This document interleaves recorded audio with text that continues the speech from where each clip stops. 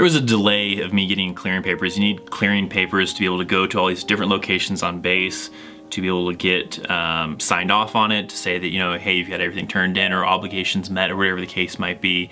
And I had to get my NCOER completed, which was this like evaluation thing. I ended up having to write some of it on my own and then turn it into somebody else to have them kind of, you know, fix it and, you know, spice it up a little bit more. But there was a long delay with that, so it ended up causing some delays and really kind of messing up a lot of the process. So right now I'm busy working on what's called my NCOER, which is an evaluation report.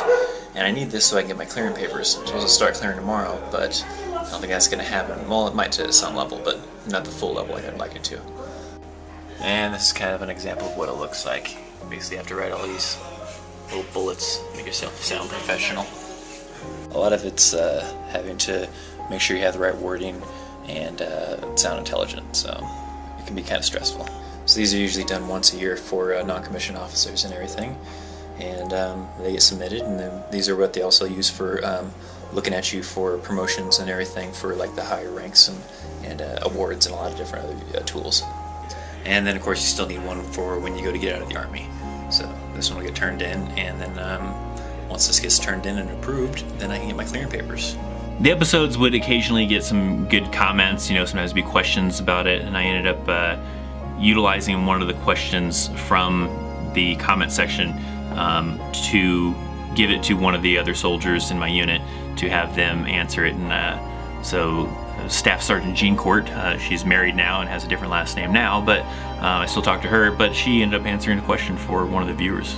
Alright, so one of my loyal viewers and subscribers had the question of what's it like in the Army for female soldiers, and what's it like for them being deployed.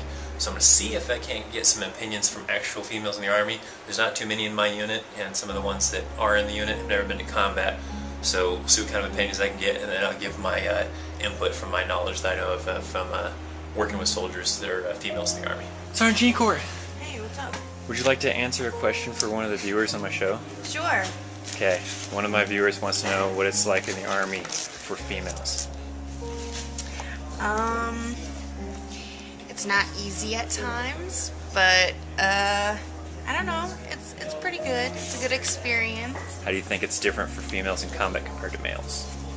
I think it's about the same. About the same? Yeah, there's really no difference because we go out just as much as they do.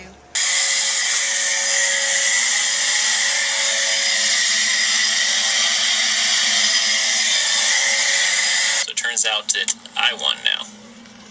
I did not notice that until just now, reviewing some of that footage that apparently had a sound of a vacuum cleaner audio over top of that video clip. I don't think I knew that was there. Whoops.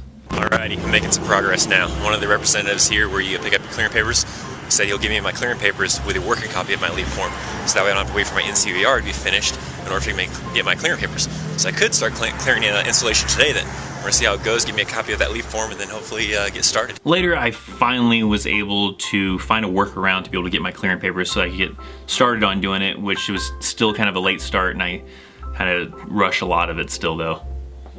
Alright, so in case I didn't explain this previously, when you go to get out of the Army, you have 10 working days to clear from the time when you're supposed to go on like your terminal leave or even your ETS day if you're not taking any kind of leave at the end.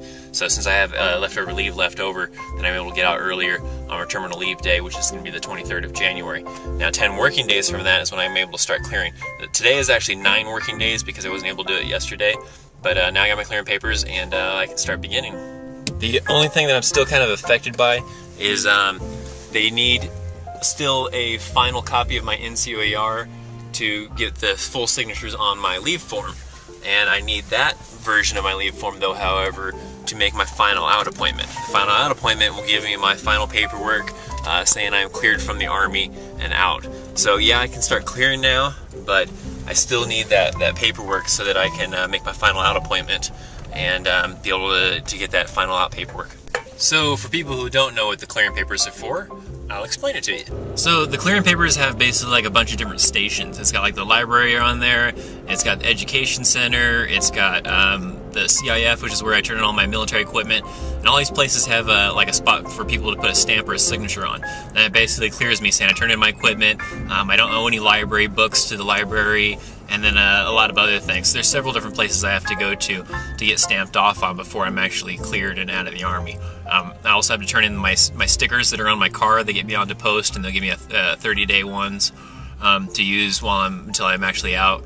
And then at the very end, I'll have to turn in my ID card, and they'll give me another ID card that is good for 1 year, that basically will allow me to get into the PX and the commissary, because I'll still get to use those facilities for 1 year after I get out.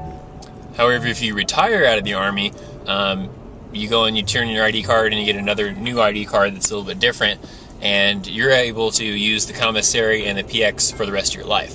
So those are the advantages if you stay in for the whole 20 plus years and retire. But otherwise, you only get it for 1 year. So in the Army, they want to make sure that, you know, soldiers aren't doing drugs. So periodically, they'll have urinalysis, is what they're called, where you have to pee in a cup and they test it to see if you're doing any drugs. Would you like to tell the viewers what we're doing? No. No. No. We're having a random piss test. It's not very random. But it's everybody though. Not a random piss test. They're doing 100% piss test. Now show the line. I'll get Mason in it. And I gotta go real bad. Mason's gotta go. It's 100% piss test, but it's randomly, alphabetically. Randomly alphabetically. Yeah. And I gotta go really bad. Oh my god, you guys. 2 hours, well actually almost 2.5 hours later, I finally got to the front of that line to be able to go to the bathroom. You cannot imagine, I felt like I was going to explode.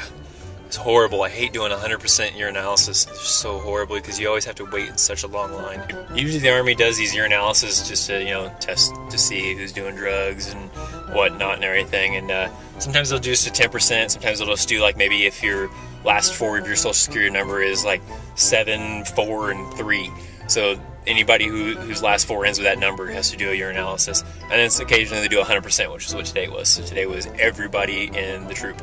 So that was quite a few people. I think I had probably around like 50 people in front of me, and it took a long time to get to the front of that line. But it's another thing I can chalk up as a last for me. No more urinalysis in the Army. So I'm racking up the lasts of a lot of things. Thanks for watching once again. See ya.